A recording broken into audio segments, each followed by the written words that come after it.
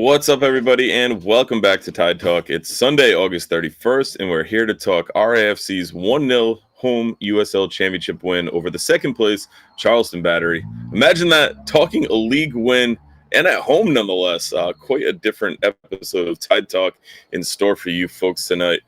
Just a reminder, each episode is now available on YouTube, and if you're watching now, please take a second to subscribe to our channel. Smash that like button on this video as well. You can also find us on your favorite podcast applications like Apple and Spotify. And if you listen on one of those, we'd really appreciate it if you took a minute to leave us a 5-star rating and a short review, as it helps more people find Tide Talk. One last plug, if you're not already, go check out the RIFC Club Collector app and enter the code TIDETALK25, all lowercase, all one word, to get an exclusive pack added to your collection today. So cozy up, crack a bear. Let's dive into this one. Hey, man, crack a cold one, man. Crack a cold one tonight. Got to crack a cold one tonight. Our guy, Joe Jaya, absolutely love it. Good stuff. Thank you to everyone who's in the chat already. Ryan, how was your Sunday, my friend? It was good. Went down to Black Island. Had a really great day with some friends. Nice little drinking tour on the island, and then back just in time for the podcast. So good stuff. Worth noting, another home win for RIFC without Mr. Ryan Healy in attendance. Yep. Timmy as well. So the Tide Talk guys being absent might actually be a good thing for the. I was really hoping that didn't come up, but I thought it myself. Stand on that pulpit, talk to the people. Why it's not an issue, or maybe why it is. Oh, it might be. I don't feel confident that it's not an issue at this point. So I might have to just not come anymore. That might be it. Might be my last pretzel of the season, folks. That's it. Oof. Graham and I both had bites last night. The bites were good. Up for all of you. We got Craig calling you out up the jinx, the Ryan jinx. So we'll have to see if it's actually you or Timmy. Yeah, the thing is, I was there for the Birmingham win, so yeah, it's tough. It's tough. I don't think we scientifically know yet. That's all I'm going to say. But I can't rule it out. That's for sure. That's it. But a very, very exciting night at Tidewater last night. I think that at halftime when it was 0-0, and we'll talk about this more as we get going, we were all like, hey, we're not losing. This is pretty good. This is pretty solid. So the buzz around the stadium was pretty good. It wasn't the 7,700 or whatever they announced, but it was a pretty decent crowd. How did that play out on the broadcast? No, it looked good. I mean, my wife and I were watching, and she's just like, wow, all you can hear, like, you can really hear the drums and the La Banda and like the Defiance, like really chanting and getting the crowd going. Sounded great on TV. Looked like pretty full. Obviously the mix and match colored seats kind of play that effect, but I will always stand on the soapbox that like there is a lot of people on the concourse. You can see people just walking around throughout the match. So yeah, it seemed like there actually are some. There's some pretty good views on the concourse too. So really nice. We stood up there and talked with Paul Lee for the whole second half. The cup game, and we were all kind of complimentary of how good the view was actually from up there. Yeah, there's even some spots that just have like little picnic tables and stuff that you can just sit at, and like it's a really nice little view. So I don't blame people for taking that all in. For sure, you got to check it out. It's a beautiful stadium. Take all of it in that you can. Let's start with the 11 in this one. Vegas and net, Mabika, Yao, Baccarat, Quizera, Corcoran, Ibarra, Holstad, Emil Shapiro-Thompson, JJ Williams, and Maxi Rodriguez to round it out. What did you make of this starting 11 when you saw it, Ryan? Yeah, it had a lot of the names like I was excited about, so I was happy to see Maxi in there. I was happy to see Clay in there, and then with Amos in there, I was like, wait a minute, are we going to see Clay in midfield? Right. This is crazy, and boy, was it crazy because he was out there on that right wing. So, overall, I think this was probably the 11 we'd expect. Maybe Busy gets the start, but I don't know that he, really made a push to keep that shirt at Hartford. So, overall, really couldn't have too many complaints on this one. Fair enough. I know you tweeted it out, and it was certainly the buzz in M7 when the lineup got released was, could we see Clay in the midfield? Not to be, but a pretty solid performance from Mr. Holstad as well. So overall, I think pretty expected. Like you said, Busy maybe the only one that, I think could have gotten a start in this one. But like you said, he didn't really do anything to kind of hold that shirt in Hartford. Do you think when we keep saying that we want to see Clay and Maxi together, like kind of was like, oh, I got the perfect idea. Let's put them on. Like we didn't say exactly where we wanted to see them together. So they're out there on the right wing, just hanging out with the two of them. I think it's all about the perspective that you view it from, but much more on that a little bit later in this one. Don Lindbergh, our good friend, says seemed like a good size and loud crowd. It was a loud crowd. It was, I think, one of the better atmospheres that we've seen and heard at Tidewater so far this season. So pretty good. I know you had some strong words on Twitter. You about the first half. You said it was one of the best halves you've seen from this team during the season. Care to elaborate a little bit more? Yeah, I don't. The take was taken by some outsiders in a very weird direction. I said it was one of our best halves as of late. I just want to reiterate the level of as of late is about here. Sure. So yeah, I truly thought it was one of the best ones recently. I mean, there's not many to pick from. So, but I thought we had good control. I think we had the better of the chances, and I guess a lot of that was due to what I expected to happen in this game. Was I quite frankly thought we were getting absolutely annihilated by Charleston, and we weren't. So quite frankly, the fact that we were walking the halftime 0-0, and you could say like of the chances we might have had a slight edge there, it's really all you could ask for. Sure. I'll take this point to plug the Defiant 1636 Player of the Season nominations are out. And if you're a Defiant 1636 member, you should have received that email. If not, pop into the Discord and send a message to any of the admin. They'll get it to you. But I do want to campaign a little bit after this really nice clip from Amos Shapiro-Thompson and a very exciting run and dribble he had in the first half. Time. 90 minutes to 90 minutes. Load management is such a crucial part of this league. So the effort we see there from Amos going by the guy, bombing down the wings, something we haven't really seen from anyone on this team at all this season. I thought Amos was fantastic. Again, in this one, he covered a lot of ground in his 60 minutes. 6.5 on FOTMob I thought was pretty low. I thought he was, kind of everywhere and put in a real good shift, but a very, very good run.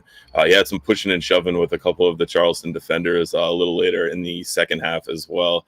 Just love the fight, love the dog in him and what he, brings to the squad. Interesting, kind of seeing him in almost a 10, but it was via like a roaming playmaker type role. He was just everywhere. He wasn't glued to any side of the pitch. Really nice match from AST.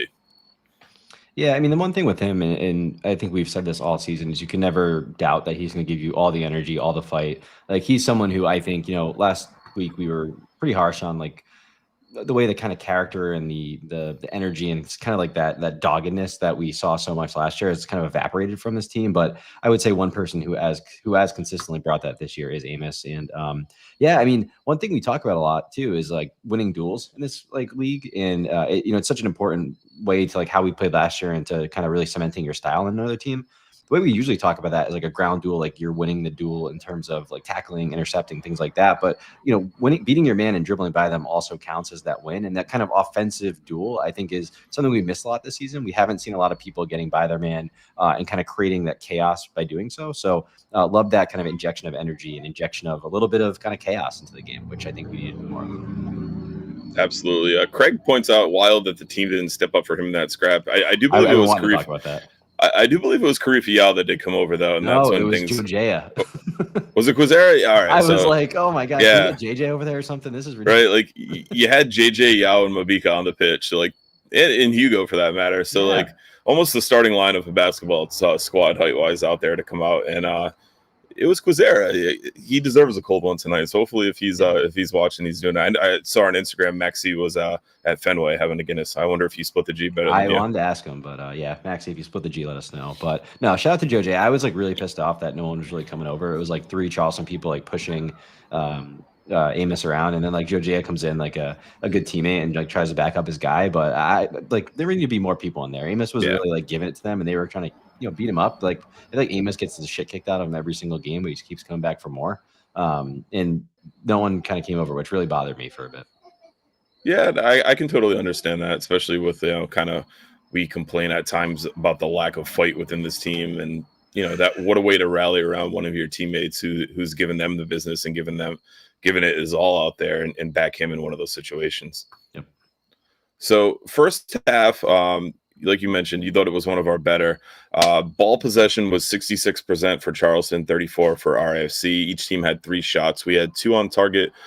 They had 1. They did have 1 big chance. Koke, very, very good in net in this one with another clean sheet.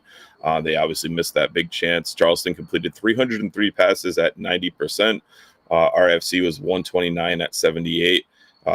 We committed 8 fouls. They committed 4, and they had 1 corner and none for RFC. There was some groans early on because the return of backwards passing did happen quite a few times earlier on in this one, but then we saw some more progressive runs like the one from Ames. We saw some line breaking passes in and out throughout this one, but I think that was a big proponent of why that first half looked so well.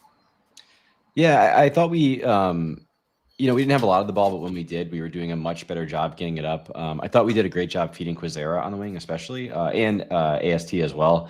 And with the two of them, we saw a lot more crossing in this game, which it's something we've criticized this team for in the past of being like cross FC, but it really, I think, was effective. Another thing too is Hugo. He was trying to really kind of dribble through the lines and kind of create that chaos similar to Amos there. So overall, there were some good signs in there. I think Charleston did do a decent job kind of breaking our lines. They do a really good job rotating people through to like free them up, and they do a good job like stacking their kind of passes so that like go to Malloy, then it's like goes up 2 levels to the center 4, and then it kind of brings someone in. So it can be tricky to kind of do that, but I thought we stayed disciplined and they couldn't hurt us too much even with that one big chance. Well, I think they pressed really well, and I think early on we saw a lot of that backwards passing versus it, and we kind of had like that deja vu of like, oh, here we go again with that. Yeah. But I do think, like you said, getting the ball to Amos, getting the ball to Quizera, who I thought again had a very good game in this one as well, did help to alleviate some of that pressure from them. But this one actually reminded me of the game at Bryant last season, the cold, icy rain game, where I just felt like neither team really looked like they were going to get a goal in the first half. Koke did have the one really big save, the good save, but I thought both teams looked pretty toothless in the first half as far as creating a quality chance.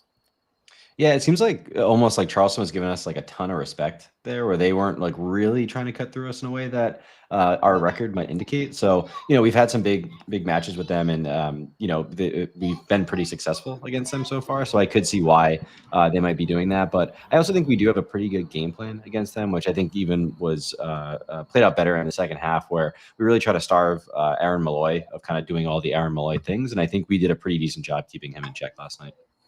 Right on. I'm a big fan of the special one, Mr. Jose Mourinho, and he says the ball possession story is more for sports philosophers. What matters is what you do with the ball, whatever you want to do with the ball. And I think that we let them have the ball, and Kano wasn't too keen on that. And we'll take a look at that in the post-match as he still wants a little bit more possession. But Charleston really struggled with creating and doing anything actual importance with the ball.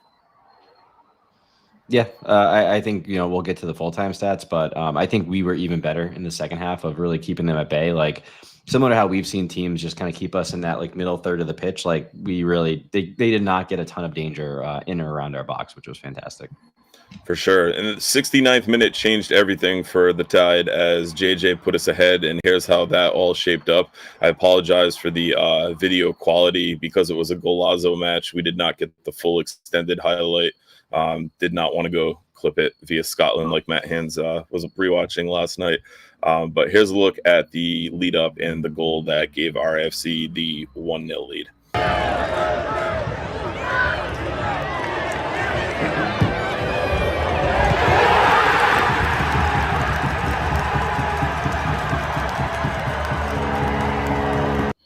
So it's a really nice win in the midfield for Clay there, who leaves it off for Busy and dumps it off quite well for Maxi on the side. And I think we have to start with that Maxi cross, who puts the ball on an absolute platter for JJ Williams. And that's the type of header that I think in Hartford, he had a few of those from a little bit further away, but much closer to the net, much closer to the keeper, and he's able to dump it by. Yeah, I mean, that was well, Maxi and JJ really were kind of linking up really well in that second half, especially. We did see Maxi try playing JJ behind a few kind of minutes ahead of that, and it was a really, really bad offsides call that they took the kind of clear shot away from JJ there. So, Maxi was really calling for that ball for a bit. Then he was clearly like, I'm going to swing this one immediately when I see JJ in the box. But really fantastic header from JJ. I think, we were obviously really frustrated last week, and I think we kind of hand waved like, hey, JJ did get a couple. He got his hand in a couple balls, obviously to get put back on target, but we knew some people were kind of hyping up like, hey, that was some good play. We were just miserable, so we didn't want to talk about it. But nice to see JJ get this one obviously on target and in the back of the net there. Right on. I love the celebration too. The flex, the low walk to the crowd. I think that was just a weight lifted off his shoulders and really showed how excited he is. And when he gets hot, he can really carry this team, as we saw last year. So long may this continue, and hopefully it's a sign of good things to come. Did you think he was going to go back to the Oakland celebration? I hope so. I really wanted to see the nut grab. I think it's one of the greatest gifts out there in RIFC lore. But he did his thing. I liked it. I did like it though. So no, I mean, it's fantastic. I think we talked about this in the playoffs. Like when JJ plays with a bit of an edge and a bit of like an arrogance out there, like he's an absolutely unbelievable, like truly someone who's a game winner for you. So long may it continue. I get Justin's point here. He says getting closer to a chicken sandwich, as Don Lindbergh also said. I can't believe he scored on a cross into the box. But Jason Demers with a good point there. Not one corner on the night. So Chick-fil-A gate still reigns, and we still have yet to score from a corner at home and reap the delicious benefits of that. Do you think the final game of the season is going to be people focusing more on like we need to win for some kind of playoff scenario, or we need to get a goal from a corner because we demand our chicken sandwiches? I think it's going to be the goal from the corner. I think the final home game will kind of see things. But we'll know if we're in or out by then. Yeah. I think that Indy match is going to be absolutely massive, and we'll look at the table a little bit later on in this one. But we saw this one out really well. We did sit back a little bit more after the goal, I believe. But we were able to clear some dangerous balls, clear some chances, get it out, and just get it away from danger and really kind of keep our foothold in this one.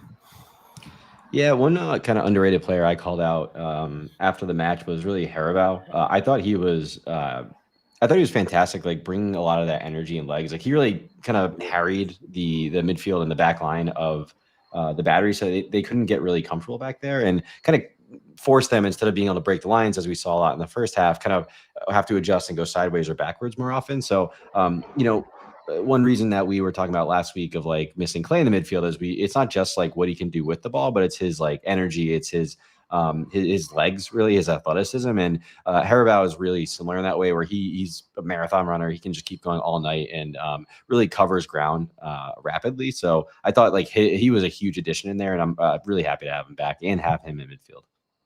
For sure.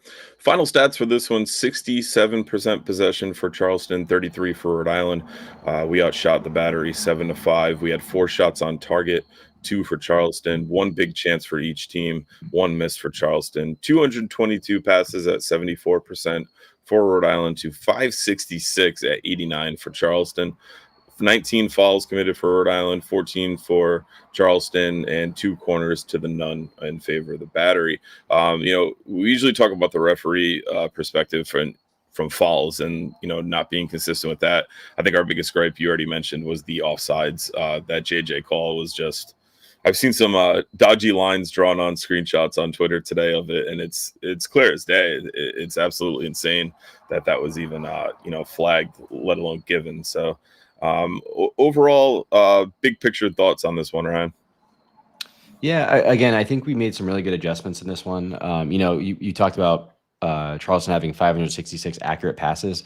299 of those were in their own half. So we really just kind of did a good job walling it off so that they couldn't get in there. I mean, touches in the opposition box, we had 17, so they only had 12 in there. So we did a really good job controlling this one. I know, especially Kano wanted us to have a bit more possession, but I think we did exert control on this one. And I thought, again, like you said, we really saw it out well. So, we said it for a bit. The defense has been really fantastic on this team, and they continued that last night against as anyone who was watching the broadcast saw, like some unbelievably high-powered stats and a high-powered offense kept them at bay. And if we can start scoring 1, 2, maybe even 3, I don't want to be greedy, goals a game, like we could really be a force, because our defense isn't giving up much. Obviously, the Hartford game was tough, but throughout the story of this season, the defense is really the hero of it so far. For sure. I don't know if on your stats that you have pulled up right now, do you have the XG for the game? I meant to look that up. Oh, I forgot to say the most important part. We did also win on XG, guys. It wasn't just it was like 0.37, well, 1.37, like 0.8 something. So we did win an Okay. XG, and that is what truly matters out there. Look at me getting stats back in. I I think that's know. the third week in a row. What a shift. Martin brings up a pretty good point here, and you talked about how good Haraval looked, and I totally agree. Do you think Haraval will assume that Corcoran spot now that he's going out to the U.S. under-20s? I would love that. I think Corcoran didn't have his best game for us so far. Again, I do I'll say it every single time probably, but I do find the kind of roles that him and Ibarra are doing to be pretty redundant between the two of them. And I would love to see someone with a Haraval who I think has a very almost opposite skill set to the two of them, where his kind of presence is more bringing like energy, covering ground, things like that, and creating chances via his like athleticism. So would love to see a bit more of that, and hopefully he's back in, because again, I'll repeat it over and over again. The thing that, besides JJ's red hot form, that carried us through that end of the season was really that midfield three of Clay, Ibarra, and Haraval. And I would love to see at least a few of those guys back in the midfield, because it was like, number one, a proven thing that worked, but also like you get why it worked. It's very clear. So yeah, long may it continue with Haraval. For sure. Like you said, the Ibarra Corcoran pairing we've all kind of seen as redundant, but I think the Haraval Ibarra pairing is a bit more complementary, and I think that's what we saw last season.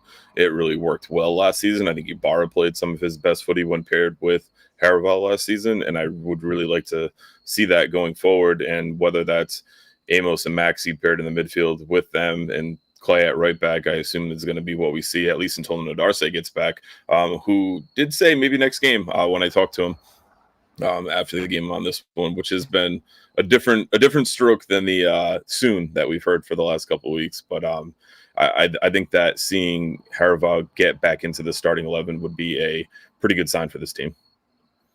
Yeah, I mean, it's what's tough at this point. Like we've had a very talented team. There's a lot of talent on this roster, and trying to make those tough decisions of who's even getting dressed for match day is getting difficult with people actually coming back from injury. So, it's a good problem to have for Kano, but hopefully we can really see him cement a style of play and a bit of consistency over this final run in here, so that come hopeful playoff time, the team it feels like they understand what they're doing out there. They feel like they've gelled a bit, and I think a win like last night is the first step towards that. For sure. I think, like Martin says, Haraval is great at sending through balls or long balls over the top, like that one for Busy against Birmingham. I think he's the more progressive of the holding type midfielders that we have. And I think he's a very good box-to-box guy as well. But he does have that long-range ability in his locker that I think can really kind of create some problems for teams down the stretch. The other thing I wanted to pull up from the chat, I might have missed it. That's fine, though. But I think that we have to get a formula that works and stick with it, and just kind of keep that same players within the rotation rather than kind of changing out and hoping something works.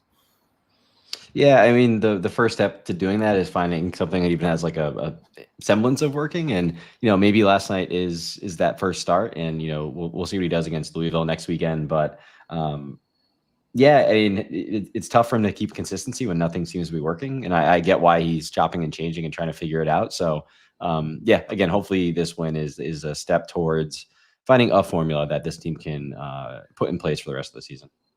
I knew where I wanted to go because it wasn't in the chat. It was based off something you said. I apologize for that. It was it kind of goes with Andrew's question here. Do you think we'll ever find a default or go-to starting 11 before the season ends? I don't. I think it was very interesting that Grant Stoneman immediately back into the lineup and back on the field when Rio is not on the availability report and has not sniffed the squad in the last couple of games. I think that's pretty telling of the trust that Kano has in him. And I don't know if it's for better or for worse. I think out of all the defenders we have, I think I'd have him even at full health a little bit lower on the totem pole than Kano does for sure, and maybe some others. But I love the dynamism of the defenders that we've been rolling out with Yao, Mabika, and Hugo. I think that should be the three that's kind of locked in. Stoneman, a fine option to have on the bench to bring in those situations. But I don't think Rio did anything particularly wrong to play his way out of it and get there. I just think it's kind of a familiarity and trust thing with Kano and Grant.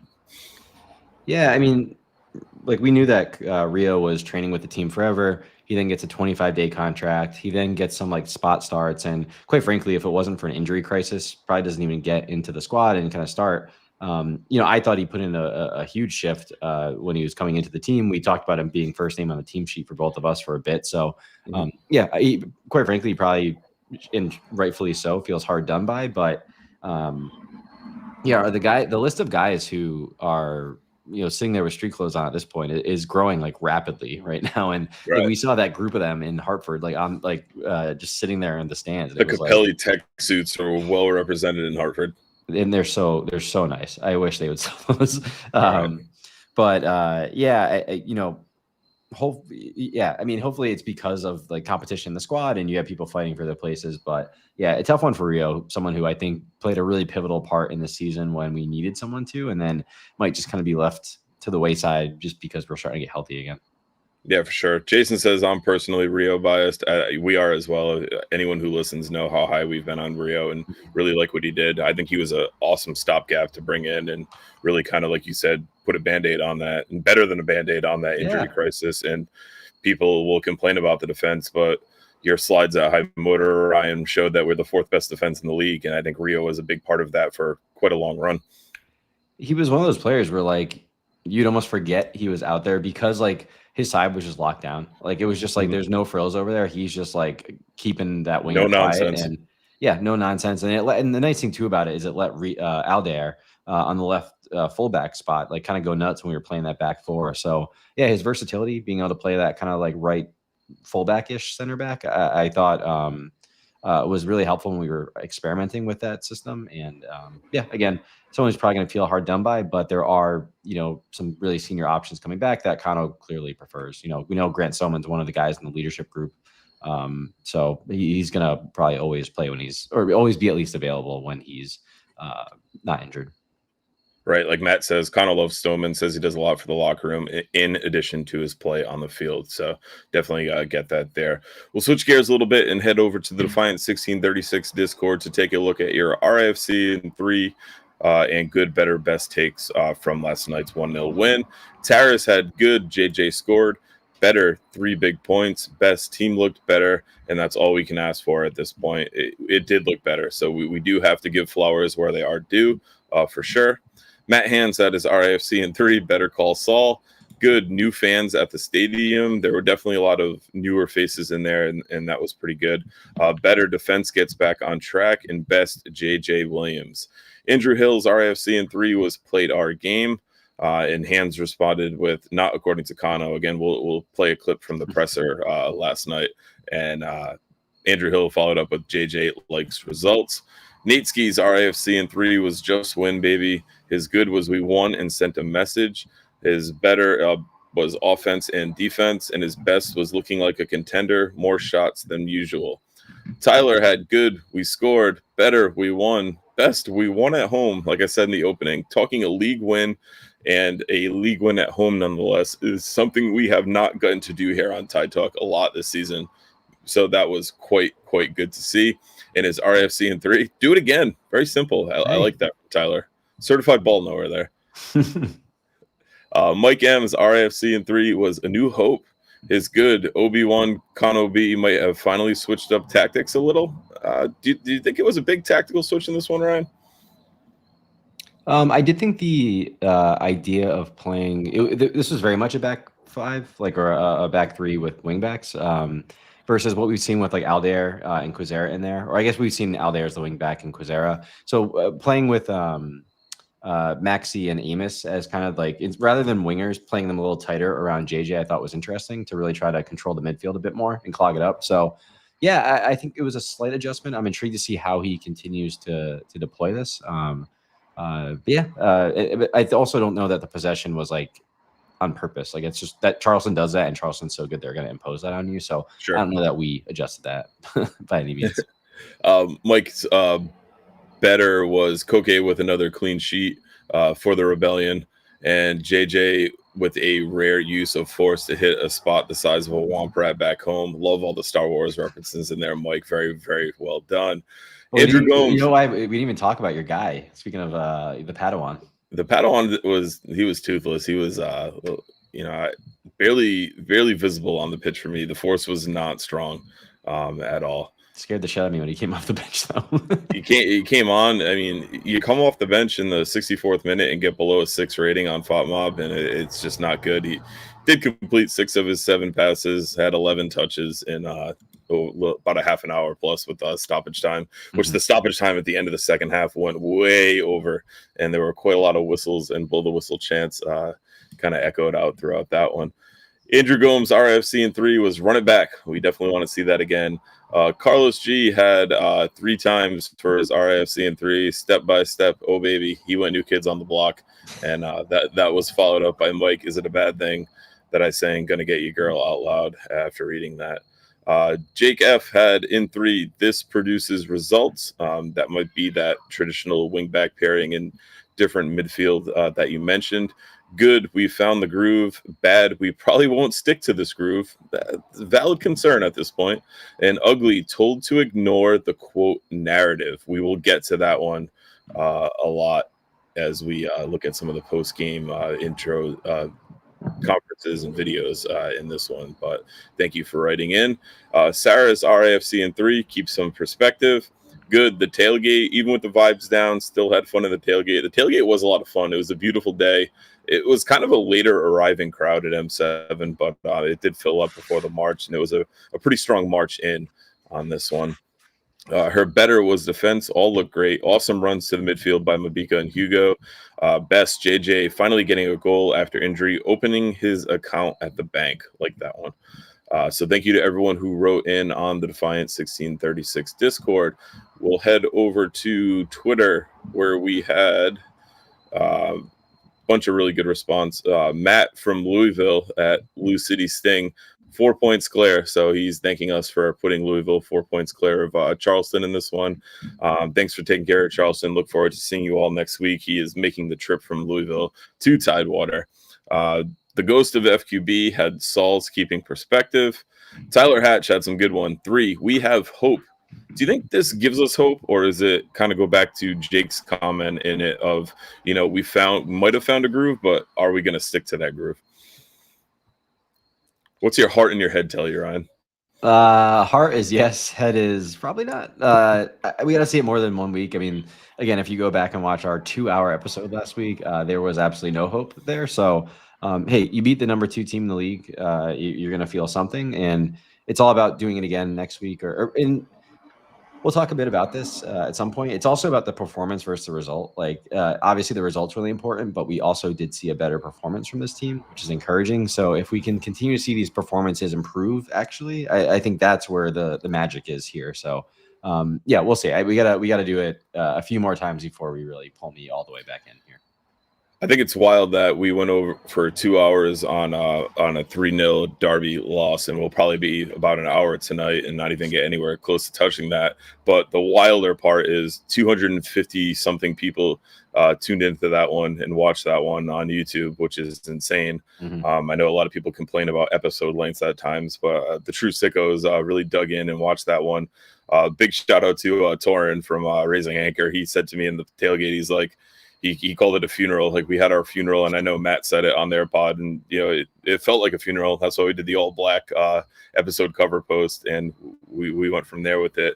But in our comments and in some of those takes, Don just said in the chat, no, this was a lucky win. Do you think this was a lucky win, Ryan, or do you think this was a deserved 3 points? Yeah, I mean, I think on the night we were the better team. Could that have probably ended in a draw? Yes, yep. But I don't know that if we would have lost, I would have thought we were pretty hard done by. So I don't know that it was a lucky win, but some people, I'm sure, if you're a Charleston fan, would be like, oh, we just didn't show up, which I probably would also say if I was you. So again, we'll see. Like, we have another tough game next weekend, and then as you mentioned, a really important number one important semifinal first, but also a really important game against Indy. And quite frankly, I think this team's set up almost better to play against the Charlestons and Louisvilles of the world. I think so, yeah. Versus the teams that we actually really need to take care of are more the Indies at this point. So, yeah, we'll see. The next the month of September is going to be really, really important for this team. Very, very telling for this team for sure. Andrew says deserved win, but I don't think Charleston took us seriously. I don't think it was that they didn't take us serious. I think our back line is a big credit to their chances kind of being null and voided and stymied a bit to preserve that clean sheet for Koke. I mean, the back line again all year has been very, very good. Like it's not even just that we're not giving up goals; we're also just not giving up chances. Where the XG, like all the data is like we are a very good defense, and for a team who's going to sit there and hold and have the ball, like that actually plays into this phenomenal defense's like kind of game plan. So I again think all of it was deserved last night, but again, it's you don't get to put that in the bank and then keep kind of rolling it forward. You got to then perform next week too. For sure. Heading back to Twitter, and Tyler's good, better, best. His good was the back line limiting Charleston to a few chances, getting back to the clean sheets, kind of what we alluded at with that. His better was Maxi's inch-perfect cross for the goal, capped off with a towering JJ header. Just a beautiful, absolutely beautiful sequence.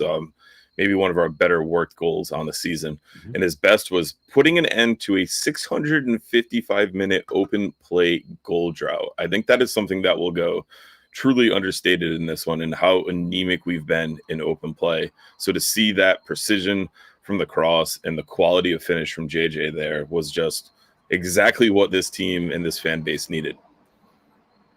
Yeah, I mean, he absolutely monstered that center back. And as we said, the delivery from Maxi was fantastic. We also had a few other just like good chances in the box that we haven't seen as much lately. Like I think a couple of cutbacks, which like, again, is another route for us scoring goals. So yeah, we saw a little bit more. Again, I'm not popping champagne. I'm not, lighting a cigar right now. Like it was a little bit better than what we've seen, which again is not much, but if we can keep building on it and kind of really start compiling, and even like the balls in behind, that's not something we've really seen a ton this year. So yeah, there's some little pieces in there. We got the one goal, we didn't score 5. So it wasn't like some offensive explosion, but again, there's something to build on. And in a season of, really dark spots, like we're just looking for some little glimmers of light, and this might be one of them for sure. And last but not least, on Twitter, our guy Joe Burns, 3 words: I called it. He did predict it a 1-0, so big shout out to Joe. He also went, let's fucking go, Louisville is next, and up the tide. So thanks to our guy Joe for writing in as well on all of those. We'll head over to Instagram, where Booth Hill Brewing had well, as is RIFC in 3. Good defense was dominant and shut down the middle of the pitch, pushed it all out wide, never let Charleston get control. Better, Maxi and JJ connecting on a sweet pass for the goal. I have to say it all started with Atkinson's speed and aggression through the box to keep the ball in possession, so credit to him as well. His best was snatching all 3 points in a shocking upset. Certainly on paper, a massive upset. One I think not many of our fan base would have called out ahead of this one. Maybe except for Joe. It's games like this that are the reason for optimism, but also frustration. They have played like trash for 75% of the season, and this shows they can play with the big boys. Maybe, just maybe, they can get some confidence from this. And Taris had quiet the critics for 1 game at least on Instagram. So thank you to everyone who wrote in. On Facebook, William Lamb had good, a rare home win. Better, 1 JJ goal, and best was crushed second best. Don Lindbergh had good goal, better win, best I didn't pass out from the shock of an RIFC goal. We're glad you stayed with us on that one, Don. So thank you to everyone who wrote in. If you're not already, follow us at Tide Talk RI on all of the major social media platforms, and you can look for our post-match post asking for your feedback, for your opinions on all of these, all the events that transpire in the games going forward. So we will shift gears a little bit and take a look at some of the post-game interviews, post-game quotes from Kano. We got one from JJ as well, which I think will open up a lot of discussion points, because things were pretty bad heading into this one as far as vibes go. But I want to start on Twitter, and I want to share a clip from local news reporter Ian Steele, and this was an interview with Kano. So let me get that tab pulled up. I think that's the perfect starting point for this one. So this is again on Ian Steele's Twitter, and this is Kano kind of being asked some questions. Very good team. I mean, look, I'm not going to get caught up into this narrative that everybody else is thinking about, that it's doom and gloom. Like, it's just another game against a good team, and we need to prepare to beat them. So it is what it is. People need to keep things into perspective. We're a second-year club. We're a young club. And, yeah, I think people can get carried away with results, but I won't. So I was pretty upset when I first listened to this on Twitter, and I think it bothered quite a bit of the fan base, as well, as I think that the best way to put it, and I'm going to go and read some quotes that I posted in a thread on my personal. So if you're on Twitter, you can go click mine as well and check it out. And I call this thread RIFC Perspective, and it starts with Brett Johnson on 11/14/2022. Let me be very clear and let me throw the gauntlet down right now. Our club is going to compete for championships from day one. Michael Parkhurst echoed that sentiment on March 13th, 2025. We knew we wanted to be a competitive and playoff caliber team from day one. Kano on the Blazing Musket in an interview with Matt from Amazing Anchor said, "It's a question I've been asked a lot. I want my team to be entertaining. It's what we're here to do, which is to entertain people and the players and staff. It has to be fun for all of them. The essence of the game is creating chances and scoring goals. No one grows up wanting to sit back and play defensive soccer and let the opposition have the ball," which he did address a little bit later on in this one. So we went from being told we're going to compete for championships from day one. We went from being told we want to be a playoff caliber team from day one to going and doing the damn thing and winning the Eastern Conference Championship in year one, to year two. We're a young team. We're a new team, a second-year club, and kind of walking back some of those expectations because things have not gone our way. And I think a lot of the sickos had a problem with this quote, and I think it was just because the expectations were set so high from day one, from ownership down, and now without seeing any adjustments, without seeing any tactical changes to actually go for that this year, it upset a lot of people. Yeah, I thought it was a really weird quote. I wouldn't have said it, that's for sure. Just to start with the whole perspective on people have to kind of not think about the results or something like that, or people are getting too focused on results. Like, I very much understand that if the performances have been good, that we're not getting Nailed results. it. The problem is the performances have not been good at all. Like, again, if he had said that quote after a 3-2 hard-fought loss at Hartford, okay, I'm a little bit. It's a little bit easier to digest. But saying it after getting absolutely pantsed and destroyed 3-0, I think made it sting a lot more for people. Yeah, and it's not even just about the Hartford game. Like, it's like all season we are dead last in the league. I think I saw a stat that Charleston has missed more big chances than we've created this season, or something like that. Like we just are not. Yeah.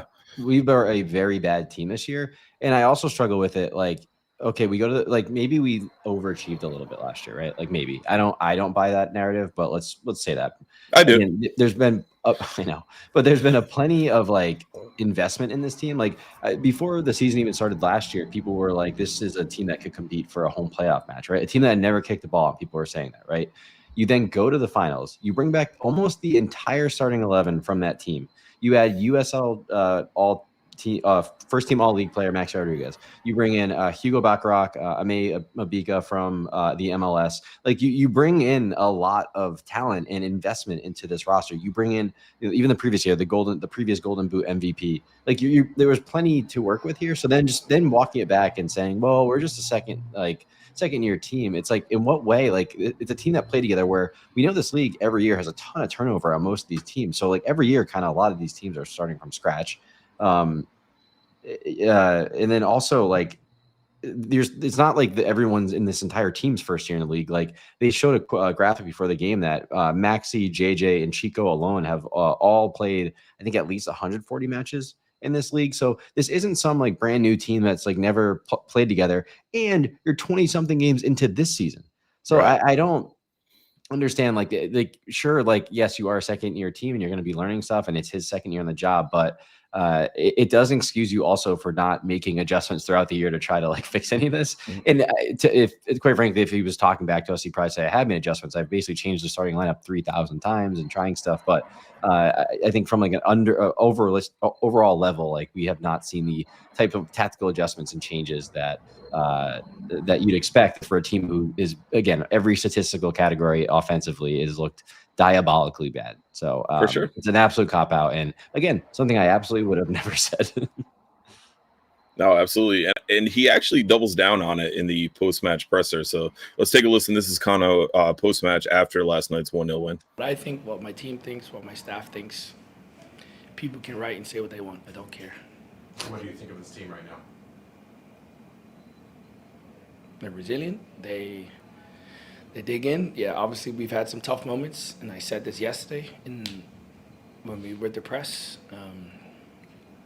We're a second-year team, and people need to keep things in perspective and not get carried away with what we did last year to think that because we made it to the final last year, we're just going to roll up and do it again. So we're going to have tough moments, deal with tough moments. We're not the only people in the world. We're not the only people in the league. We're not the only people in soccer that are going through tough moments.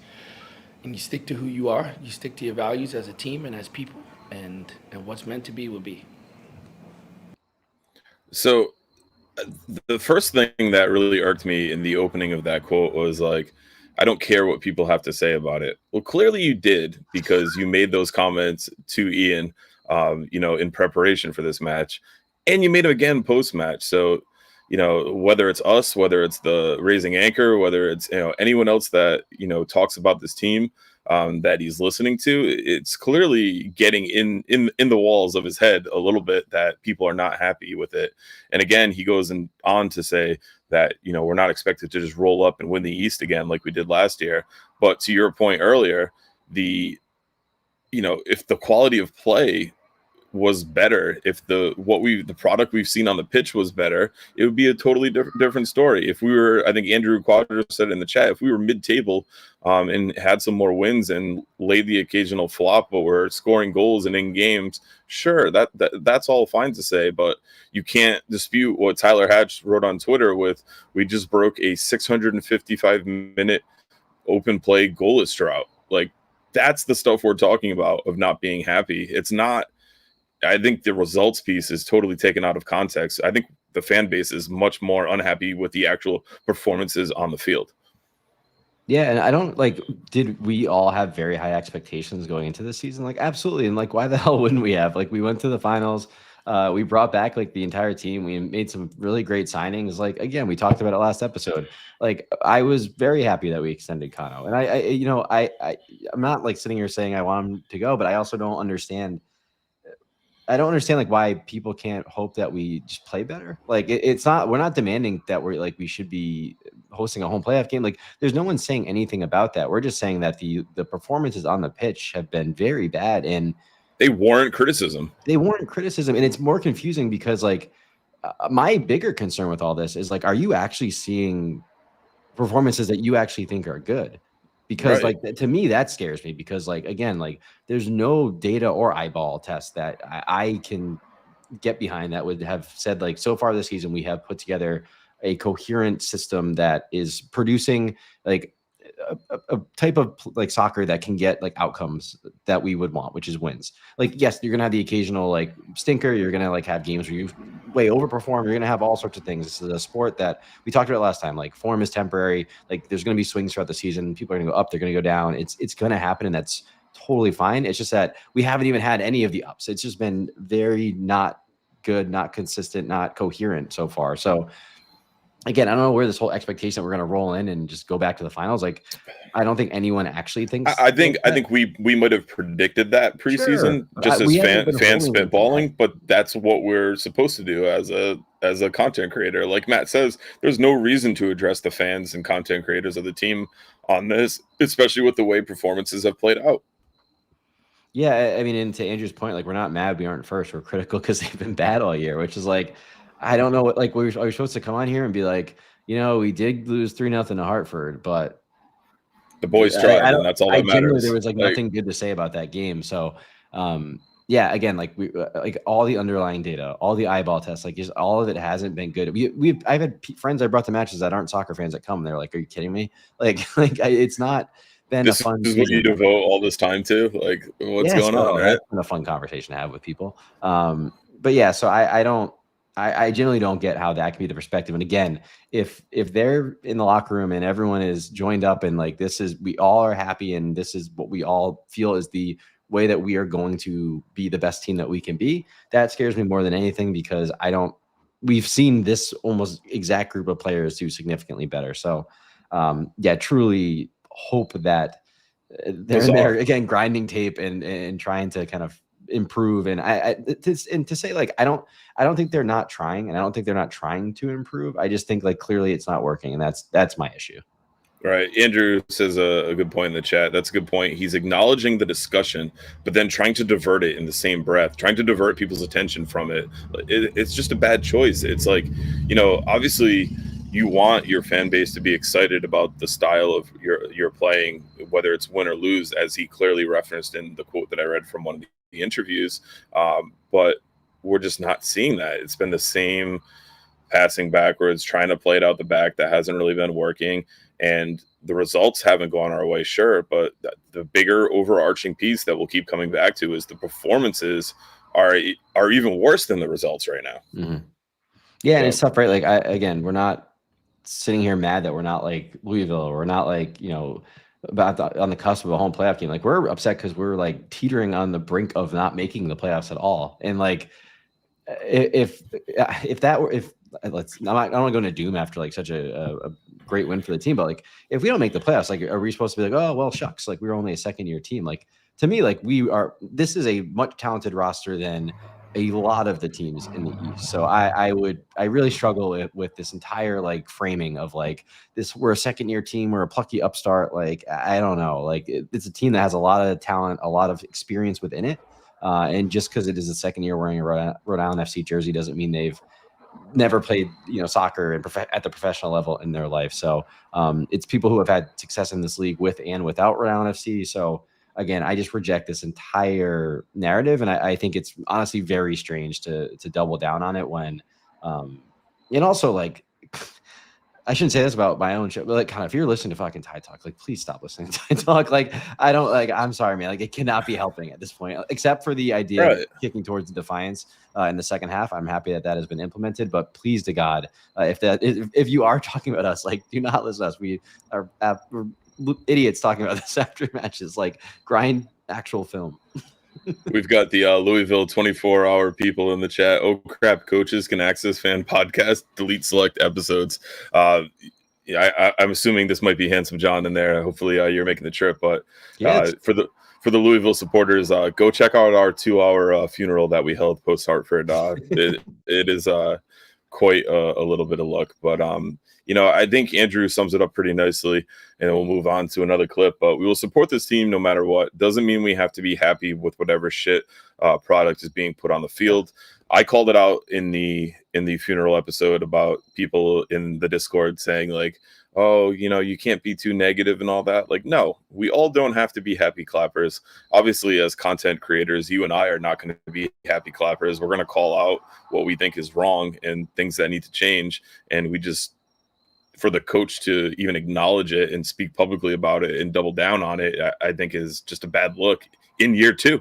This is New England. Need I remind you, one of the harshest sports talk environments probably in the country. But I also don't even think we've been like that negative. Like, being like, you have the worst goals scored in the league and your XG is also like the second worst in the league, like, isn't like narrative. That's just the fact. These are just facts that we're saying. So I struggle with it if we were like being absolutely over the top and stuff. So, but also, like, I don't know why we keep us, like, we're one little microcosm of this community, but sure. Yeah. Again, to Matt Hans's point, like, another way to address this is also say, like, we can't pay attention to that stuff. Like, it's all that matters in the locker room. Like, perfect quote, Matt Hans. You are very media trained, my friend. I think you brought it up when we were kind of chatting before coming on, and in his answers, he gives that Belichickian huff and puff, but like, this is year two for him too. He doesn't have the Bill Belichick clout to be able to do that and to be able to kind of call people out. It's a tough role being a head coach. It's an even tougher role being the GM as well, especially when results aren't going your way. But just be more Belichickian if you're going for that, and basically say like, the locker room is fine, and kind of handle it that way. But it just makes no sense to me. Yeah, my perspective on this is that this doesn't make sense. So Yeah, again, I hope the locker room is blocking out the noise. Like, I don't want, Sure. like, I hope that this, like, again, like, they should be focusing on what they can control, which is their performances and what they're doing every single day to try to get better. And that's the important part. It's not about narratives. It's not about anything. Like, again, and to Andrew's point, like, we're showing up week after week. We made the trip to Hartford. We're still supporting the shit out of this team. Like, I bought my $115 wave kit. Like, we're doing all we can. Like, I'm doing my part. So, Right. yeah, like Jason says, I think it's natural reactions for any fan base. Yeah, again, like, it's not, again, Whether you host a podcast or you write it on Twitter, Facebook, Instagram.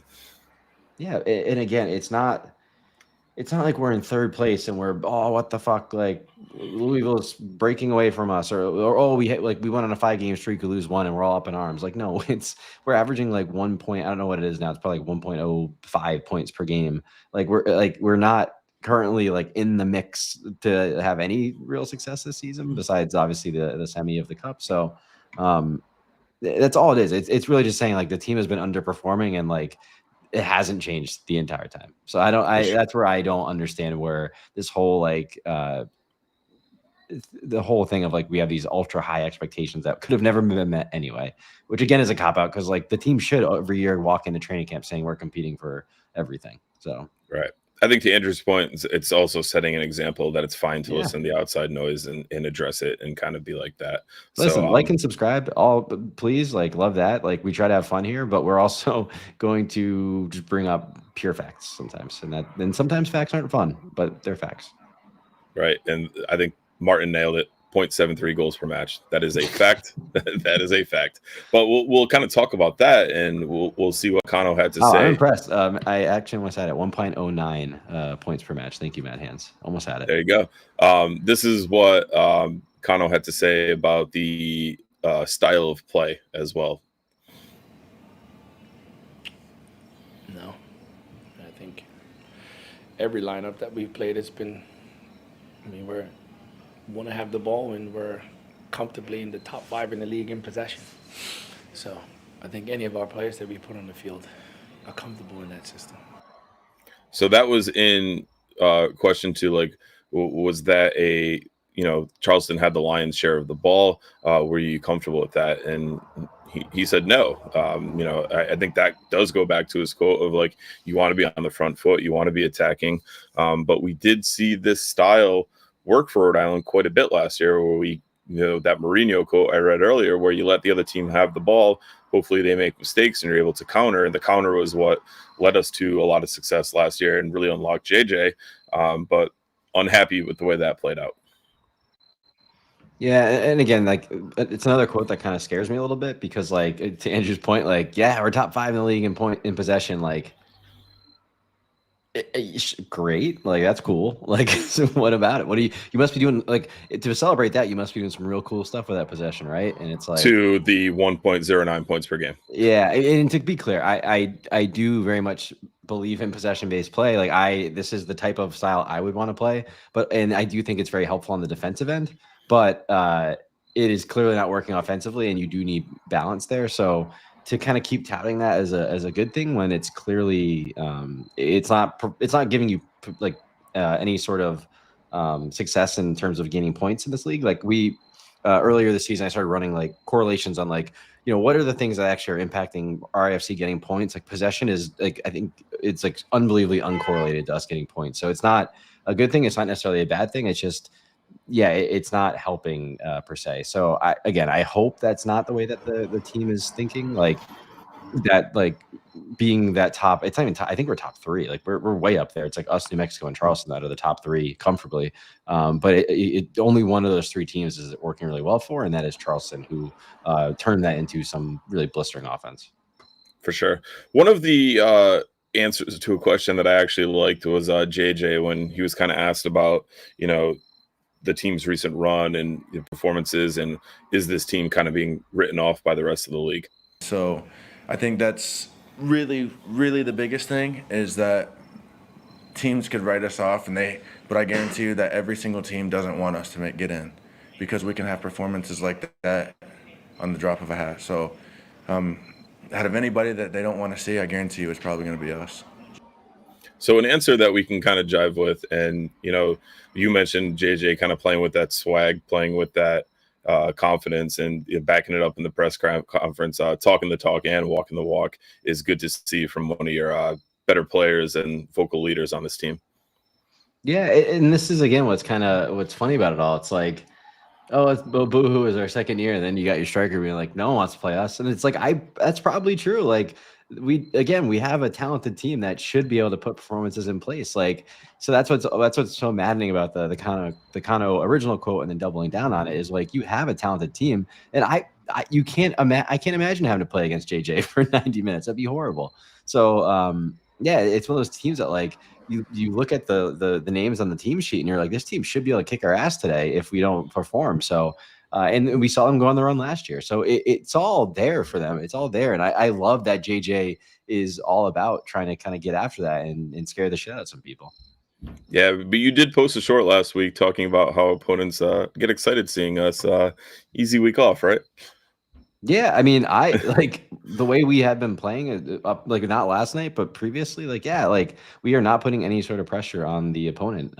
We haven't been. I think last night was a little bit better, but it was also a game that I think fit the talents of the team a bit more. So again, I'll go back to it. Like, I think we're better suited to play these kind of quote unquote big, like better teams. Like the game that scares me more is Indy, where we're going to have to actually dictate play, and we'll see how that goes.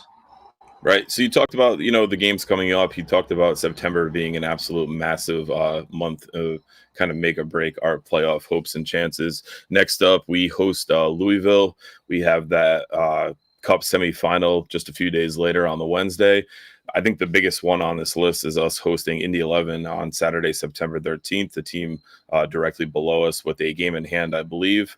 Then we head to Miami, we head to El Paso, we go to Vegas, and we host Tampa to round things out. The Indy match, kind of the biggest one for you remaining as well, Ryan? Well, it's hard to write off the semifinal, right? Like that's a huge game, and we go to the final, that's becomes a massive match for us. Obviously we have to get through Sacramento, but if we did, that'd be two finals in 2 years, which is really fantastic. But not bad for a second-year club. Not bad for a second-year club. But yeah, you look at that run: Indy, Miami, El Paso, Vegas, Tampa. That's where you could again glimmer of hope in what has not been a very hopeful season so far. But if we're gonna start this run that, we heard like Noah talk about it in the press this week. We've heard the team talk about it, like how last year they went on a run this time of the year. Like this is the time that they're going to have to do it, because these are a lot of winnable games. And if we keep saying, if they can pick up momentum, they're like the 6-ish seed is like still available for them. And that kind of gets you out of the first round Louisville, Charleston area. And you can start to really, you can see a path there for them. Who knows how far they get, but a better path. So very it's intriguing, but again, it has to start now. Like it can't start in October. It has to start next game. And I mean that is unfortunately Louisville, but it's a team that we have played well against in the past, and again, I think we're a little bit better suited for, so we'll see. Right.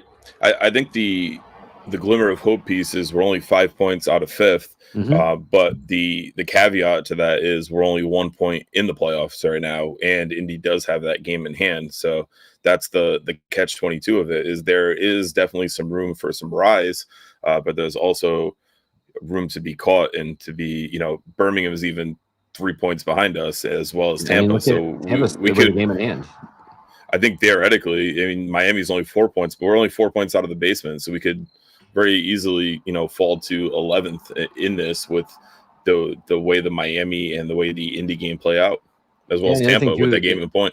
The other thing to keep in mind is that the tiebreaker for the playoffs is not goal differential. It is head-to-head matchups are first, and then I think goals scored is like really high as one of the tiebreakers. So that'd be really bad for us, as we are again dead last in the league at that. So yeah, like we need to start getting points on the board for that, because we're not looking too hot on direct playoff scenarios, like direct tiebreakers either, unfortunately. For sure. Like Martin just said in the chat, live Tide Talk before the Sacramento semifinal is going to be the highlight. So we'll be back at High Motor September 10th, probably at 5:30 p.m. More on that a little bit later this week. ahead of the semifinal versus Sacramento Republic. We'll announce a little bit more. We might have something, kind of special and different cooked up for that one. Just waiting on a few different words to trickle in for us. But overall, a very much a good win and a much needed 3 points. But there is still a lot of work to do. The narrative piece, the perspective piece is just odd, but we were able to grab all three, and hopefully that's something that can continue down the stretch and into this very congested September for RIFC. Sorry, I just read what the tiebreakers are, and it's just a disaster of how they do it in this league. What was the question? Final thoughts you have before we sign off? Yeah, I mean, hey, as we mentioned, I kind of hate that we ended it on the kind of press clips there because this was a big night for the team. They needed a statement win, and this is a statement against the number 2 team in the league. I don't think they had their best performance last night, Charleston, but I also think a lot of that was because of us. So, hopefully the team can really keep building here. We have a nice kind of set homestand here that could get the momentum going, some winnable games coming up. So, listen, is everything fixed? No, but was that better than what we've seen? Yes. And, all you can do is try to get better the next week. So we'll see what happens on Saturday. And we just got to keep it rolling. Awesome. 24-hour Purple people. Enjoyed watching. See you guys soon. Make sure you stop by the tailgate or stop by behind 116. Come say hi. Enjoy all the fun. That is Tidewater Landing for sure. But thank you to everyone who stayed with us. If you haven't already, make sure you hit that like button on the way out. We definitely appreciate it. But, you mentioned kind of ending with the pressers and it kind of, lowering the tone of a solid performance. Definitely want to give the team flowers and winning the game, getting 3 points. But, I think as fans and as people who talk about this team, you can't let that stuff kind of go under the radar. It just, it's something we have to talk about. We have to address because it definitely shows some signs for worry as far as the structure of this team and what's going on behind the scenes a little bit. So that'll wrap things up for this one. Remember, Tide Talk is more than just a podcast. You can find us on Twitter, Instagram, and Facebook for daily social media content. Click that link in this episode description to follow all of our accounts. I've been your host, Matt, for my good friend Ryan. Thanks again for tuning in. We'll see you next time. And as always, up the Tide. Up the Tide.